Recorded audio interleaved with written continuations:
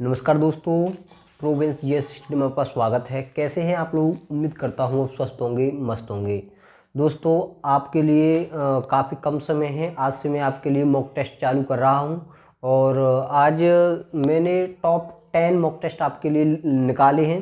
Best आपके लिए question है और मैं टॉपिक वाइज आपके लिए क्वेश्चंस लाया हूँ। तो आइए चलते हैं बिना समय लगाए।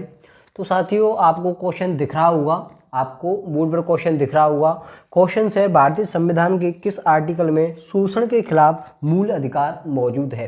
तो साथियों, जैसा कि आपको क्वेश्चन दिया हुआ है, तो क्वेश्चन में ऑप्शन किस तरीके से दे रखे हैं वो आपको दे रखे हैं। तो ऑप्शन नंबर 1 आपके क्या दे रखा है? पहला है 29 और 30, 29 और 30। और ऑप्शन नंबर 2 दे रखा है आपका अनुच्छेद 19 और 22, 19 और आर्टिकल 22। और जो तीसरा आर्टिकल दे रखा है वो दे रखा है आर्टिकल 14 से 18, आर्टिकल 14 से 18। और जो चौथा है चौथा ऑप्शन है वो है 23 से 24। तो साथियों, आप लोग क्वेश्चन देख रहे होंगे जिस तरीके से क्वेश्चंस बनाया गया है, भारतीय संविधान के किस आर्टिकल में शोषण के खिलाफ मूल अधिकार मौजूद है। तो साथियों, आपको ऑप्शन नंबर जो 4 दे रखा है आर्टिकल 23 से 24, यहाँ पे आप शोषण के खिलाफ मूल अधिकार मौजूद दिया गया है। ये आपका आंसर करेक्ट होगा। साथियों, मोस्ट इंपॉर्टेंट आपके लिए क्वेश्चंस लाया हूँ, इसलिए आप एंड तक बने रहें। उसके बाद में है, आगे चलते हैं। नेक्स्ट क्वेश्चन है आपके समक्ष। क्वेश्चन आप देख सकते हैं। क्वेश्चन कह रहा है, भारत के राष्ट्रपति संविधान के किस आर्टिकल के तहत महाभियोग लगा सकते हैं। तो भारत के जो राष्ट्रपति हैं वो किस आर्टिकल के तहत महाभियोग लगा सकते हैं। तो आप देख सकते हैं, ऑप्शन आपके समक्ष हैं। ऑप्शन नंबर 1 आर्टिकल 52 है। तो ऑप्शन नंबर 2 दे रखा है वो आर्टिकल 61 है। और ऑप्शन नंबर जो 3 है वो आर्टिकल 74 है। ऑप्शन नंबर 4 है वो आर्टिकल 78 है। तो साथियों, क्वेश्चन क्या कह रहा है?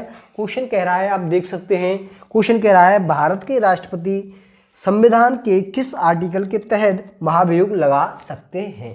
तो साथियों, आर्टिकल 61 में राष्ट्रपति के द्वारा महाभियोग का प्रावधान दिया गया है। तो राष्ट्रपति के द्वारा महाभियोग का प्रावधान आर्टिकल 61 में है। राष्ट्रपति के द्वारा महाभियोग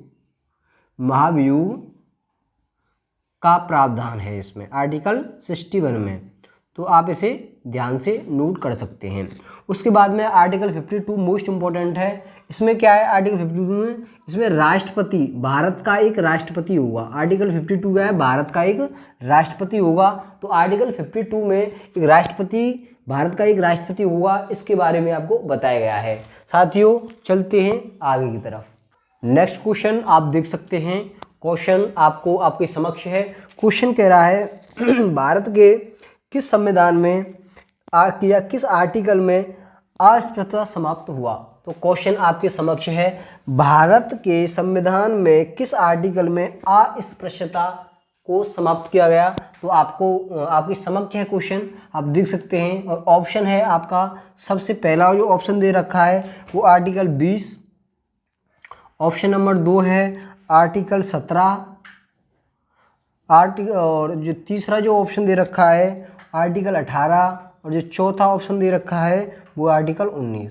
तो साथ ही जो अस्पृश्यता का जो समापन हुआ था वो किस आर्टिकल के थ्रू हुआ था, वो आपके समक्ष दे रखा है। किस आर्टिकल के तहत अस्पृश्यता का समाप्त हुआ। तो आर्टिकल 17, आर्टिकल 17 के तहत, इसमें आर्टिकल 17 में बताया गया है अस्पृश्यता का समाप्त हुआ था। तो ये मोस्ट इंपॉर्टेंट क्वेश्चन है। तो ये आपके लिए मोस्ट इंपॉर्टेंट है, आप इसे नोट कर सकते हैं। आर्टिकल 17 में अस्पृश्यता को समाप्त कर दिया गया था। अस्पृश्यता को समाप्त कर दिया गया था। तो मोस्ट इंपॉर्टेंट है, आप इसे नोट कर सकते हैं। चलते हैं अगले क्वेश्चन। नेक्स्ट क्वेश्चन आपके समक्ष क्वेश्चन है, आपको क्वेश्चन दिख रहा होगा। क्वेश्चन है, आर्टिकल 239 किस से संबंधित है। तो आर्टिकल 239 किस से संबंधित है। नंबर 1 ऑप्शन में है कि नंबर ऑप्शन में है उपराज्यपाल द्वारा केंद्र शासित प्रदेश का प्रशासन। आर्टिकल 2 है आपका राष्ट्रपति द्वारा केंद्र शासित प्रदेश का प्रशासन। आर्टिकल जो पॉइंट तीसरा है प्रधानमंत्री द्वारा केंद्र शासित प्रदेश का प्रशासन, और ये आपको जो ऑप्शन नंबर 2 है, ऑप्शन नंबर दो में क्या है, राष्ट्रपति द्वारा केंद्र शासित प्रदेश का प्रशासन। ऑप्शन नंबर 2 है राष्ट्रपति द्वारा केंद्र शासित प्रदेश का प्रशासन, केंद्र शासित प्रदेश का प्रशासन, केंद्र शासित प्रदेश का प्रशासन। ये आर्टिकल 239 इससे संबंधित है। आप आर्टिकल 239 किससे संबंधित है, राष्ट्रपति द्वारा केंद्र शासित प्रदेश का प्रशासन, जैसा कि आप क्वेश्चन पढ़ सकते हैं। तो चलते हैं आगे क्वेश्चन की तरफ। नेक्स्ट क्वेश्चन है आपके समक्ष क्वेश्चन कह रहा है निम्न में से कौन सा आर्टिकल धार्मिक स्वतंत्रता से संबंधित है। जैसा कि आप पढ़ सकते हैं, निम्न में से कौन सा आर्टिकल में धार्मिक स्वतंत्रता के बारे में बताया गया है। तो आपको ऑप्शन नंबर 1 में दिया गया है सबसे पहले आर्टिकल 26 में बताया गया है धार्मिक स्वतंत्रता, या ऑप्शन नंबर 2 है। ऑप्शन नंबर 2 में क्या है, आर्टिकल 24। ऑप्शन नंबर 3 क्या कह रहा है आपका 23। ऑप्शन नंबर जो 4 है वो क्या कह रहा है 28। तो क्वेश्चन क्या कह रहा है आपका, किस आर्टिकल में धार्मिक स्वतंत्रता से संबंधित, तो कौन सा आर्टिकल है जो कि धार्मिक स्वतंत्रता से संबंधित है। साथियों आर्टिकल जो 26 है, आर्टिकल 26 में धार्मिक स्वतंत्रता के बारे में बताया गया है। तो ये इसका आंसर हुआ। आर्टिकल 26 में क्या है, इसे धार्मिक स्वतंत्रता के बारे में बताया गया है। तो मोस्ट इंपॉर्टेंट है। उसके बाद में इसे भी जान लें आप आर्टिकल 24 के बारे में। आर्टिकल 24 में जो 14 साल से कम उम्र के व्यक्ति होते हैं, जो 14 साल से कम उम्र के जो बच्चे होते हैं, उन्हें हम किसी भी कारखाने में काम नहीं करवा सकते, उसे हम किसी भी कारखाने में काम नहीं करवा सकते। ये भी मोस्ट इम्पोर्टेंट है, आपको कई बार एग्जाम में पूछा जा चुका है। तो आर्टिकल 24 में क्या है, 14 वर्ष से कम व्यक्ति को, 14 वर्ष से कम बच्चों को हम किसी भी कारखाने में काम नहीं करवा सकते, और ये मोस्ट इंपॉर्टेंट है, आप इसे तुरंत नोट करें। चलते हैं आगे की तरफ। नेक्स्ट क्वेश्चन आपके समक्ष है, भारत का कौन सा जो आर्टिकल है जो कि धन विधेयक से संबंधित है। तो बहुत अच्छा क्वेश्चन है साथियों, भारतीय संविधान में कौन सा आर्टिकल धन विधेयक से संबंधित है। तो आपको ऑप्शन में दे रखे हुए हैं, आपके समक्ष जो ऑप्शन है वो दे रखे हैं। फर्स्ट में 114 आर्टिकल, और जो दूसरा ऑप्शन है आर्टिकल 112, आर्टिकल 112, और ऑप्शन नंबर जो 3 है आर्टिकल 116, और आर्टिकल 116 जो चौथा दे रखा है वो आर्टिकल 110। तो इसमें कौन सा आपके लिए धन विधेयक से संबंधित है। तो साथियों आर्टिकल जो 110 है, आर्टिकल 110 धन विधेयक से संबंधित है। आर्टिकल 110 किससे है, ये धन विधेयक से संबंधित है। साथियों जैसा कि आपको क्वेश्चन में दे रखा है कि निम्न में से कौन सा आर्टिकल धन विधेयक से संबंधित है, तो आर्टिकल 110 धन विधेयक से संबंधित है। ये मोस्ट इंपॉर्टेंट क्वेश्चन है।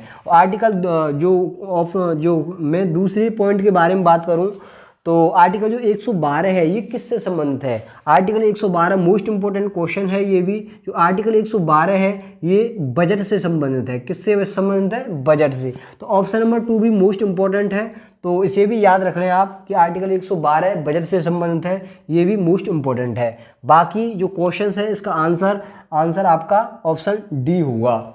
तो आप इसे आर्टिकल जो 110 है वो किससे, धन विधेयक से संबंधित है, तो आप इसे ध्यान रख सकते हैं। चलते हैं आगे की तरफ। नेक्स्ट क्वेश्चन आपकी स्क्रीन पे क्वेश्चन है आपके समक्ष, आर्टिकल 32 किस भाग से संबंधित है। आर्टिकल 32 किस भाग से संबंधित है। तो आपको ऑप्शन में दिया है, ऑप्शन नंबर जो फर्स्ट है भाग 2, ऑप्शन नंबर जो सेकंड दे रखा है आपको भाग 1, और जो थर्ड ऑप्शन है वो आपका है भाग 3, और जो चौथा ऑप्शन जो आपके समक्ष है भाग 4। तो दोस्तों क्वेश्चन क्या कह रहा है आप उसे ध्यान दें। क्वेश्चन आपको समक्ष है, क्वेश्चन कह रहा है आर्टिकल 32 किस भाग से संबंधित है। आपके समक्ष क्वेश्चन है आर्टिकल 32 किस भाग से संबंधित है। तो आंसर सही रहेगा आपका ऑप्शन नंबर फर्स्ट भाग 2। मोस्ट इम्पोर्टेंट है, इस क्वेश्चन को आप तुरंत नोट करें और काफ़ी चलने वाला क्वेश्चन भी है। तो साथियों आर्टिकल जो 32 है भाग 2 से संबंधित है। चलते हैं आगे क्वेश्चन की तरफ। नेक्स्ट क्वेश्चन है आपकी स्क्रीन पर। क्वेश्चन क्या कह रहा है, संयुक्त बैठक का जो प्रावधान है, संयुक्त बैठक का जो प्रावधान है वो किस आर्टिकल में है। संयुक्त बैठक का प्रावधान किस आर्टिकल में है, तो आपको जो ऑप्शन है आपके ऑप्शन नंबर जो फर्स्ट है 101, उसके बाद में है ऑप्शन नंबर जो सेकंड है आपके समक्ष दे रखा है, वो दे रखा है 120, वो आर्टिकल 120। जो ऑप्शन नंबर जो 3 दे रखा है वो दे रखा है 108, और जो ऑप्शन और चौथा है इनमें से कोई नहीं, इनमें से कोई नहीं, तो ये आपका ऑप्शन नंबर 4 है। क्वेश्चन कह रहा है कि जो संयुक्त बैठक होती है, क्वेश्चन आपके समक्ष है, क्वेश्चन संयुक्त बैठक का प्रावधान किस आर्टिकल में दिया गया है। क्वेश्चन आपके समक्ष है कि संयुक्त बैठक का प्रावधान किस आर्टिकल में दिया गया है, तो संयुक्त बैठक का प्रावधान आर्टिकल 108 में दिया गया है। ये मोस्ट इंपॉर्टेंट आर्टिकल है, आप इसे तुरंत नोट करें, ये मोस्ट इंपॉर्टेंट आर्टिकल है। तो आप इसका जो आंसर होगा ऑप्शन नंबर 3 करेक्ट होगा। चलते हैं नेक्स्ट क्वेश्चन की तरफ। नेक्स्ट क्वेश्चन है आपके स्क्रीन पर कि ये क्वेश्चन कह रहा है कौन सा आर्टिकल नागरिकों के लिए समान संहिता से संबंधित है। कौन सा आर्टिकल नागरिकों के लिए समान संहिता से संबंधित है, तो आपका जो ऑप्शन है ऑप्शन नंबर 1 है आर्टिकल 44 समान संहिता। ऑप्शन नंबर जो 2 है वो है आर्टिकल 42। ऑप्शन नंबर 3 में आपको दिया हुआ है आर्टिकल 41। जो ऑप्शन नंबर जो 4 है वो है none of these, option number none of these. तो इसका जो आंसर कौन सा सही है। क्वेश्चन कह रहा है कौन सा आर्टिकल नागरिकों के लिए समान संहिता से संबंधित है। कौन सा आर्टिकल नागरिकों के लिए समान संहिता से संबंधित है, तो साथियों हमारा जो ऑप्शन फर्स्ट है ये हमारा समान संहिता से संबंधित है, ये आपका करेक्ट आंसर होगा। तो ऑप्शन नंबर जो फर्स्ट है आर्टिकल 44 नागरिकों के लिए समान संहिता से संबंधित है। उसके बाद में मैं आपको एक मोस्ट इम्पोर्टेंट इसमें आर्टिकल 41 के बारे में बता दूं। आर्टिकल 41 क्या कहता है, कुछ दशाओं में हमें काम और शिक्षा पाने का अधिकार होता है, तो ये आर्टिकल 41 कहता है। आर्टिकल 41 क्या कहता है, कुछ दशाओं में काम और शिक्षा पाने का अधिकार। आप इसे एक तरह से लिख रहे हैं, अच्छा पॉइंट है, मैंने इसे आपको डिस्क्राइब कर दिया है। बाकी आंसर तो यही है आपका ऑप्शन नंबर 1। क्वेश्चन है कौन सा आर्टिकल नागरिकों के लिए समान संहिता से संबंधित है, तो आर्टिकल 44 नागरिकों के लिए समान संहिता से संबंधित है। बाकी मैंने आर्टिकल 41 इंपॉर्टेंट था तो आपको इस क्वेश्चन को मैंने बता दिया है। साथियों हमारा सेशन आपको कैसा लगा आप कमेंट में ज़रूर लिखें। यदि हमारा सेशन आपको अच्छा लगे तो लाइक कमेंट और सब्सक्राइब जरूर करें। धन्यवाद।